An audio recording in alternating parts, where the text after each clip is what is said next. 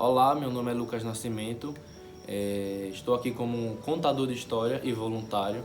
Participo dos projetos, além dos 22 projetos, o projeto Leitura na Roda. É um projeto que levamos leitura em todas as escolas do município, em apresentações, peças teatrais. E tudo começou, eu como voluntário, no ano de 2012, quando minha prima ia todas as tardes pegar livro na biblioteca e eu acompanhava ela, mas nunca tive o interesse de participar e viajar no mundo da leitura, como ela viajava e eu via ela viajar. Então passei a visitar a biblioteca junto com ela desde 2012, apenas como leitor, e no ano de 2016 foi quando começou e iniciou minha trajetória como contador de história. Foi quando eu vi meus colegas, né, da biblioteca sempre contando história para as crianças. Era em uma sala pequena mesmo, na sala de leitura, na sala infantil, numa sala como essa, lá na Rua da Feira. Mas a minha trajetória mesmo e o primeiro templo do conhecimento que eu tive contato foi lá na Avenida Otávio Mangabeira. E desde então, desde 2016, que eu sou contador de história, eu faço parte dessa instituição como voluntário e a gente conta história aqui no município, não só aqui, a gente já contou história em Itapicuru, Crisópolis, Acajutiba. Então é um projeto que é de muita importância na minha vida. Foi quando eu passei a ter mais conhecimento, adquirir mais conhecimento através da leitura e levar esses conhecimentos a cada pessoa, né? A cada pessoa que não tinha essa oportunidade de ter acesso à leitura, aquelas pessoas que não tinham acesso direto com o livro. A gente levava alegria, a gente levava conhecimento e elas podiam viajar sem sair do seu lugar, apenas com a imaginação. Então esse templo é muito importante para mim, assim como eu, contador de história. Então sempre quando eu via os meus colegas contando história para as crianças, eu tipo que me identificava e sempre quis ter essa oportunidade. Foi quando eu fui oficialmente, passei a ser oficialmente contador de história, e a minha primeira apresentação foi no povoado Manco, lá na cidade de Itapicuru. Em uma escola, era a época de folclore, então era histórias voltadas a mitos, então, e a gente sempre iniciou sem ser caracterizado. Então a gente, com o tempo, no dia D da leitura de 2016, a gente passou a se fantasiar e contar histórias fantasiadas para as crianças. Então, além da gente levar a leitura às crianças, não só as crianças, mas também adolescentes, as pessoas mais adultas, a gente passou a levar também o brilho e a imaginação a cada uma delas. Então, é isso.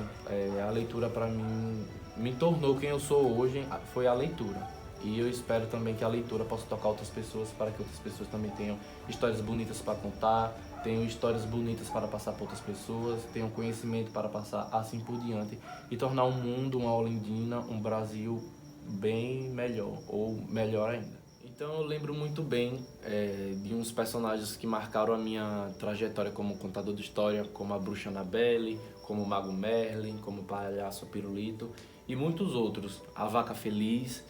Então essas histórias que eu conto, às vezes muitas crianças até me param na rua, mesmo sem estar fantasiadas, elas lembram, olha a Bruxa Annabelle, olha o Mago Merlin. Então eu acho que além de contar a história, a gente toca no coração das crianças, as crianças se sentem como é que eu posso explicar, repleto de conhecimento, com o coração cheio de conhecimento e lembranças boas, que eu sei que elas nunca vão esquecer. Então essas crianças às vezes conversavam até entre si, contavam do que aconteceu naquele dia de contação de história naquele lugar, naquela comunidade. E a gente vê algumas comunidades carentes, a importância que elas davam, a atenção que elas davam de ser uma coisa diferente da comunidade, né, do dia a dia. E uma história que eu gostava muito e gosto de contar é a história do Poderoso Chinelinho. É um menino humilde, um menino que sempre obedeceu seus pais, sempre na escola obedeceu seus professores. E teve um dia que ele foi chamado para ir para frente e ele ficou com vergonha, porque todos os seus colegas começaram a rir dele e ele ficou, mas e se eu contar a história aqui na frente, como vão me chamar? E aí a professora, mas calma, Chinelinho, você pode contar. Chinelinho então levantou a mão e escutou um riso lá no final e começou a chorar e voltou ao seu lugar. A professora, mas Chinelinho, você pode contar? Não, eu não quero. E todos começaram a zombar dele, rir dele. Foi aí que ele passou a xingar os colegas, no intervalo empurrar os colegas, furar fila. Chinelinho se tornou uma pessoa desobediente, uma coisa que ele não costumava ser. Foi aí que um dia no espelho, horas antes de ir para a escola, ele se deparou no reflexo do espelho com sua própria luz. E um herói, à sua vista, olhou para ele e disse, mas Chinelinho, mas como você se tornou essa pessoa? Mas se ninguém me dá atenção, se ninguém me respeita, eu vou fazer a mesma coisa com ele. Então o Chinelinho via que o que as pessoas faziam com ele, ele tinha que fazer com as pessoas. Só que o herói ensinou a Chinelinho que não é bem assim que as coisas funcionam. E Chinelinho, então, no outro dia, pensou em ser uma pessoa melhor. Então o herói mostrou a Chinelinho um caminho que era a leitura, passou a trazer todos os dias livros para ele, para que ele pudesse ler, para que ele pudesse se encher de conhecimento. Então foi através da leitura, Chinelinho passou a ser uma pessoa melhor, passou a obedecer novamente os seus pais, passou a obedecer os seus professores, diretores, a respeitar os seus colegas. Então eu acho que assim como a leitura transformou, né, a vida de Chinelinho, a leitura pode transformar a vida de outras pessoas. Então, através da leitura, as pessoas podem se tornar uma pessoa melhor, as pessoas podem respeitar uns aos outros. Então, assim como a leitura foi para Chinelinho uma coisa importante e foi para outras pessoas, é para mim também. Então, eu tenho a leitura para mim como algo libertador, assim para outras pessoas também. Então, vamos valorizar mais a cultura, vamos valorizar mais a leitura, propagar a leitura no nosso município e é isso.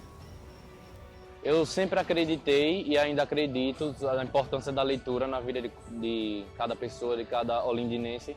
E é por isso que desde quando tomei a decisão de começar a contar a história, de levar a leitura a cada um, a cada criança, em cada escola, em cada comunidade, principalmente nas comunidades carentes, foi que eu enxerguei e vi a necessidade de cada um poder viajar, poder conhecer lugares incríveis sem sair do lugar, através dos livros.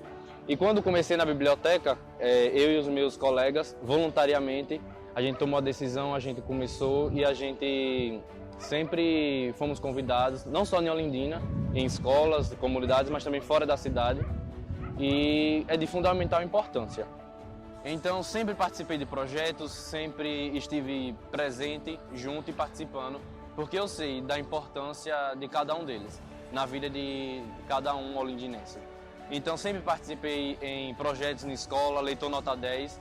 Era cada pessoa quem lesse mais tinha premiação, em primeiro lugar ganhava um tablet. E eu sempre me encantei por esses projetos e é por isso que eu sempre participei deles.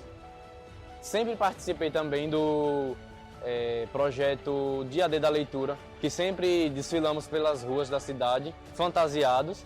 E nesse espaço aqui, nesse templo, é onde realizamos todo esse projeto, onde todas as escolas são envolvidas, onde contamos histórias, tem apresentação de contações de histórias, vem a Bibex de Salvador para contação de história também.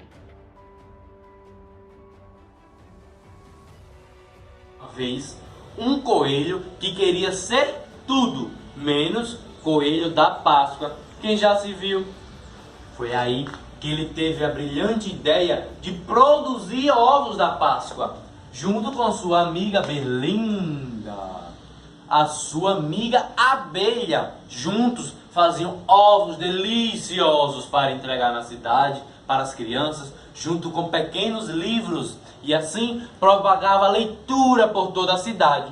Essa foi a história de hoje e tenha um bom dia. Então eu achei algo de fundamental importância. A Lei Aldir Blanc, você valorizar cada artista do município, você reconhecer, buscar e descobrir talentos inimagináveis, né, de pessoas que às vezes nem tinham tanta importância, muitas pessoas não conheciam. Então a gente vê essa importância do poder público, é muito importante você valorizar cada um deles, seja na música, na leitura, na culinária. Então a gente precisa disso, de valorização, da gente ser reconhecido e que outras pessoas também reconheçam a gente e que a cultura seja uma cultura viva, uma cultura presente na vida das pessoas. E eu espero também que a leitura seja, porque a leitura liberta. Então é isso, leia para uma criança, leia para uma pessoa, faça aquela pessoa feliz através da leitura. Então viva a cultura e viva a leitura.